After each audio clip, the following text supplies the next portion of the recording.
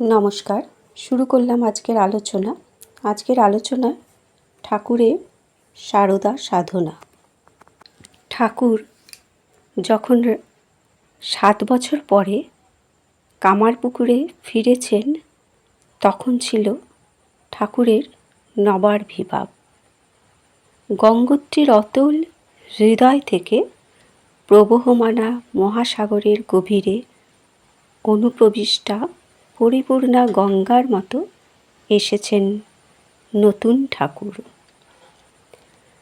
আজ যে রামকৃষ্ণ 7 বছর পরে কামারপুকুরে ফিরে এসেছেন, কুলে কুলে ভরা, কুল ছাপিয়ে মহাসাগরে একাকারকারিত রামকৃষ্ণ।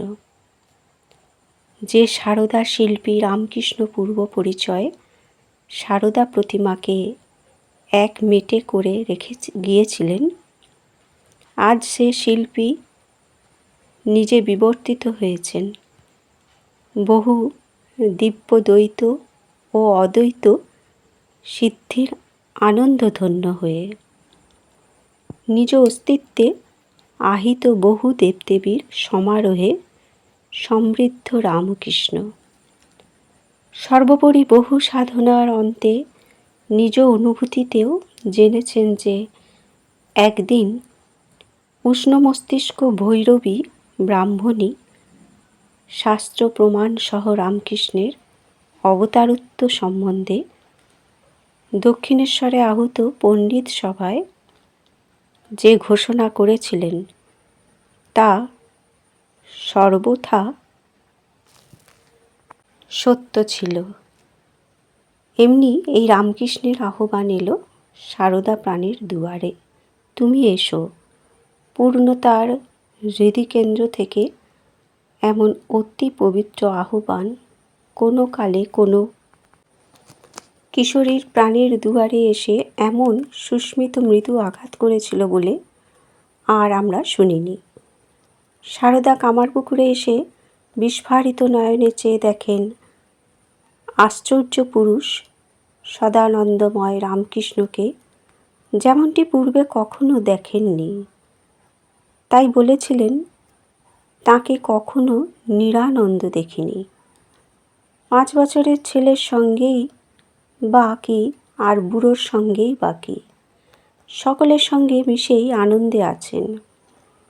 কখনো বাপু নিরানন্দ দেখিনি।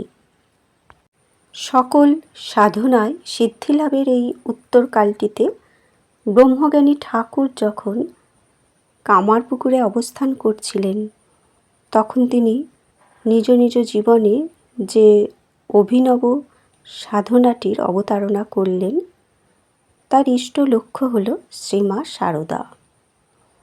তাই এ সাধনাকে যথার্থভাবে ঠাকুরের সারদা সাধনা বলা চলে। নিজেকে অবতার পুরুষ জানার পরেও যে তিনি এই পল্লী কিশোরীকে তাঁর আরাধ্যা নিরূপণ করে, তার সকল পুঞ্জীভূত সাধন সিদ্ধির শান্তি কুশলতার দ্বারা তাঁর দেবীত্ব বিকাশে যত্নপর হলেন, এ সারদা রামকৃষ্ণের যুগ্ম জীবনে এক অতি গুরুত্বপূর্ণ সংযোজন। ঠাকুরের সারদা সাধনা কোনো প্রত্নশাস্ত্রের অনুশাসনগতভাবে আরম্ভ হয়নি। যিনি ধর্মস্য গুপ্তা, তিনি নবধর্মস্য হোতাও বটেন। ধর্মে প্রামাণিক নবাবতারণা শুধু তিনি করতে পারেন। যে সারদা সাধনা আরম্ভ হয়েছিল একান্ত ঘরোয়াভাবে, তার পরিসমাপ্তি কিন্তু হয়েছিল এক শাস্ত্রবিহিত অথচ অশ্রুতপূর্ব সম্পূর্ণ হুতিতে।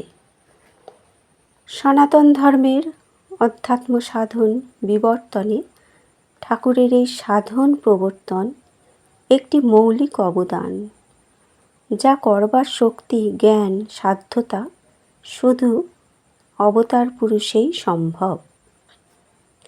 ঠাকুর তন্ত্র বেদান্ত সাধনায় সিদ্ধ হয়ে নরলীলায় মন নাভিয়ে সারদা সাধনায় ব্রতী হয়েছিলেন। এ সাধনা তাঁর অপরূপার সাধনার উদ্বৃত্ত পরিশিষ্ট নয়, এটি তাঁর সকল সাধনার ভাবারোহ চরম পরিণতি। এ সাধনার আদি কাণ্ড শুরু হয়েছিল ঠাকুরের দক্ষিণেশ্বরে আনুষ্ঠানিক সাধনার এক পর্যায় থেকে অন্য পর্যায়ে উত্তীর্ণ হবার মধ্যবর্তী কালে।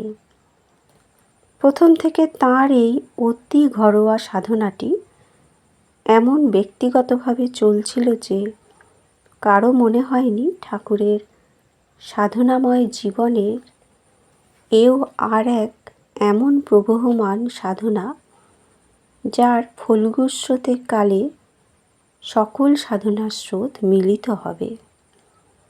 এ সাধনার কেন্দ্রমণি ছিলেন কুটো বাঁধা কনেটি। আজ এক সাধন পর্যায়ে বিরামভূমি থেকে অন্য পর্যায়ে অনুপ্রবেশের পূর্বে ঠাকুর ওই অভিনব ঘরোয়া সাধনাটির প্রবাহকে কামারপুকুরের পূর্ণ অঙ্গনে সহজ স্নিগ্ধ পরিবেশে এগিয়ে নিয়ে চললেন।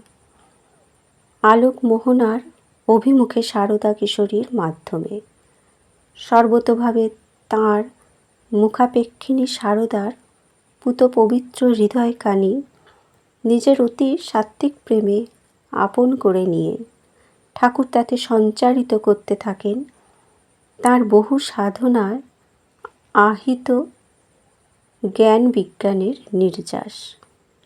বন্ধুরা, আজকের আলোচনা এ পর্যন্তই। ধন্যবাদ।